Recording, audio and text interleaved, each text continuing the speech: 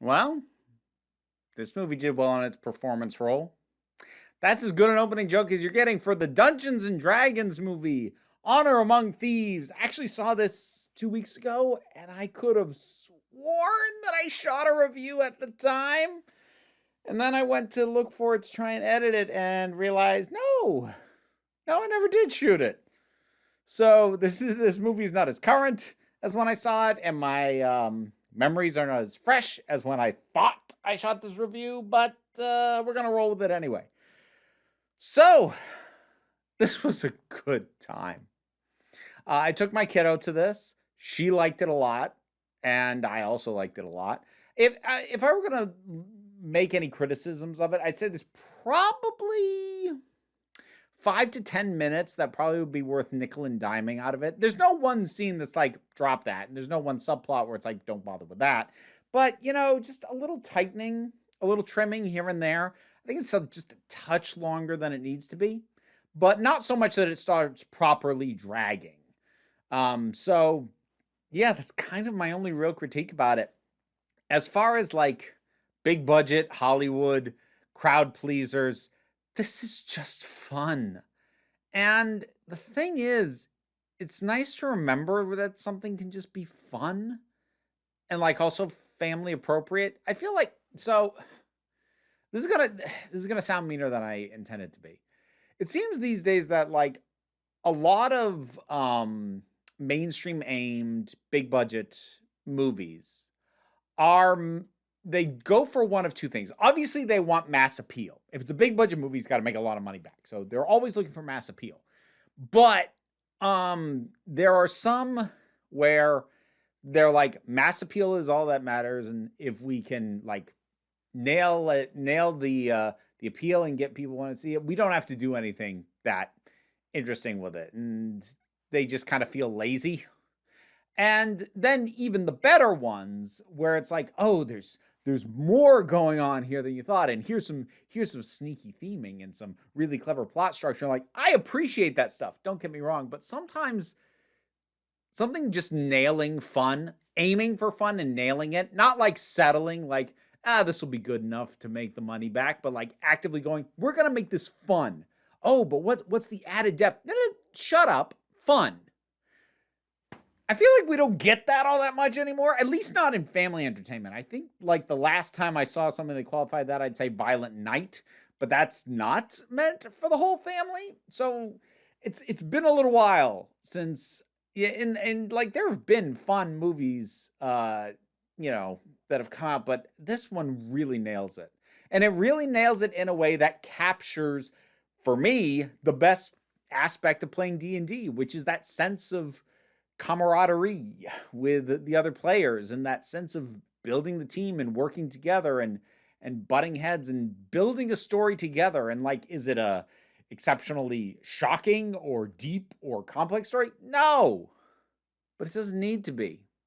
If the chemistry's there, if the characters work well together, it doesn't need to be the most original, twisty, dark, meaningful thing ever. It can just be fun. This is real fun. The whole cast is good in this. Chris Pine obviously gets the most time devoted to him, and he's just good for this kind of thing. He's really good at delivering a line in a funny way, even if the line wasn't necessarily written as like an outright quip or a joke or a one-liner. He's just good at adding just a little bit of, oftentimes, befuddlement to his line delivery that just makes you, or me at least, makes me smile a bit. He's good. Michelle Rodriguez, actress I love to see. She was good in this. Just the whole mix of the party. The Paladin was quite enjoyable as well. He had to stick up his ass the way a Paladin should. And for our villains, you have your more classic sort of arch evil wizard kind of things going on. But then you've also got Hugh Grant as just the most overachieving con man that you'll come across in a while, and disarmingly charming, even as he is telling you to your face that he's about to stab you in the back. And there were so many little touches, like little things, and I got excited, like, afterwards talking to my kiddo about some of this, because there were some things she recognized, like, obviously dragons, she recognized those. Um, or the mimic. But she didn't know about the gelatinous cube. She didn't know about the displacer beast, so I got to talk to her about stuff like that. So it's specifically set in the Forgotten Realms, which I read a lot. I read a lot of the Dris Duerden books by R.A. Salvatore when I was in middle school into the start of high school. So I recognize I know that setting pretty decently, and I recognize a lot of things. I'm like, oh, that's Icewind Dale, and there's Neverwinter. Oh, they went to the Underdark. Like, and I'm just nerding out. And like, they are there in a way that if you know these things, you're like, oh, thing I know. But also, like, it's not purposefully highlighting them. They're in there in a way that works with the story. So if you don't know them, it's not highlighting them in a way that makes you feel left out if you don't know what they are, because they're just there and being used. But if you know what these things are, if you know D&D well, you're just going, oh, thing. I know what that is. It's just fun, and it's funny, and it's just a good time. I just had a lot of fun at this. My kid had a lot of fun at this. Yeah, this was good stuff. It told a story that, again, is not an amazing story on paper. It's not reinventing the wheel by any means, but it is absolutely hitting the necessary beats to integrate a good amount of stuff that people who play this game want to see integrated, but not overloading it with so much fan service that it's distancing for people who don't know Dungeons and Dragons. They can just come in for a fun adventure, and they'll get a fun adventure because it's a fun adventure. This was a good time. I'm looking forward to watching this again at some point. I'll tell you what scene specifically I was. Towards the climax, this isn't really a spoiler, so don't worry.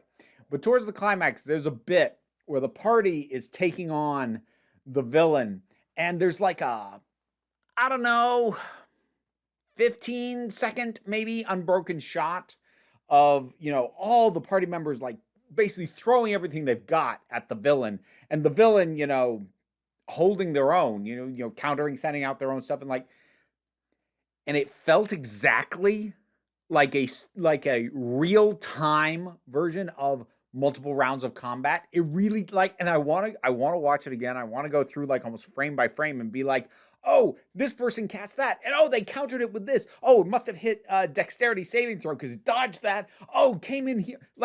I feel like I'm watching the different, what everyone did for their round of action of combat, but it's instead of like taking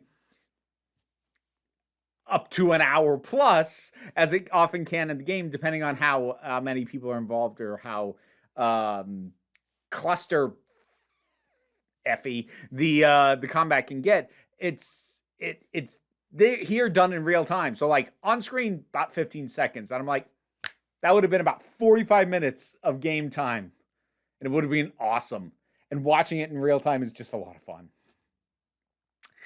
Yep. I like it.